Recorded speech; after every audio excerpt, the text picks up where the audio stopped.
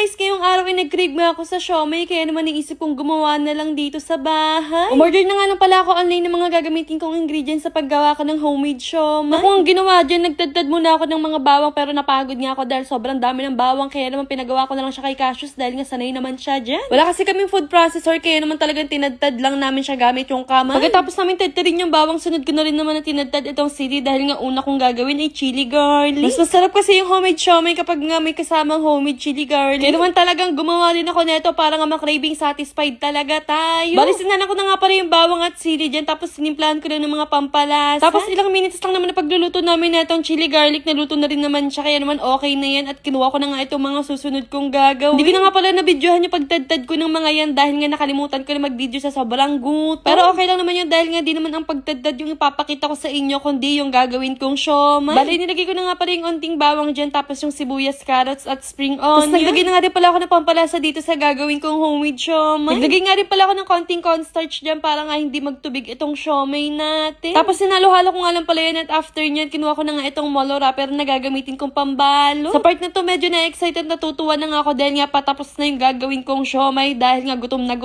ako. Ganyan nga lang pala ako magbalot ng siomai, sobrang simple lang. At after ng ilang minutong pagbabalot ko, naubos na nga ang isang molo wrapper pero may natira pa nga ring mga meat. Buti na nga lang dalawa yung binili kong molo wrapper, kaya naman magagawa ko pa siya. Kumuha na nga rin pala ako ng tubig dyan, tapos sinalang ko na at binuksan ko lang yung apoy, tapos hinintay ko lang na kumulo yan. Tapos maya-maya lang din naman ay kumulo na siya, kaya naman nilagay ko na isa-isa yung mga siomai na ginawa ko. Grabe, itsura pa lang niya, sobrang nakakatakam na.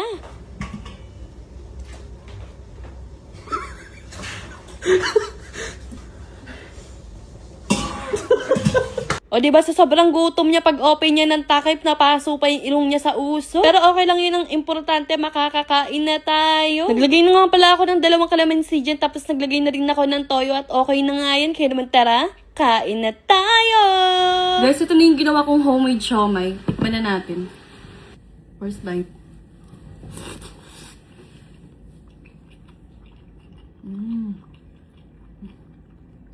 Sarap.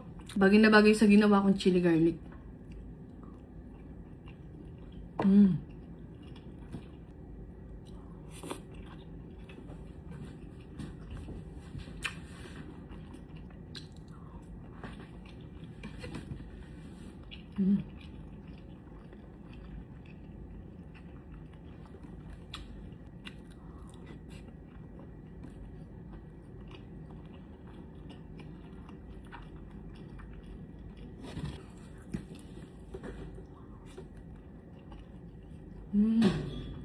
Hintayin natin yung kanin, guys. Kumuha pa si Cassius.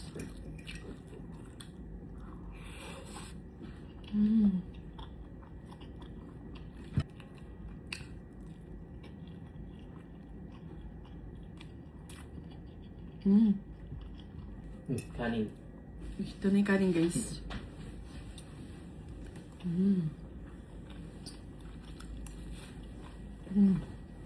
Harap.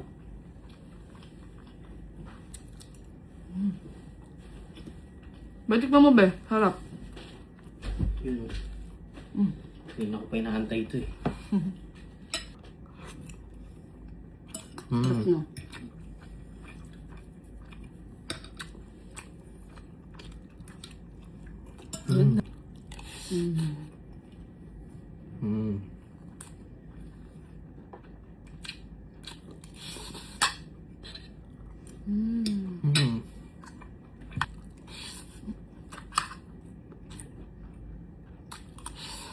Sarap na. Kain tayo, guys.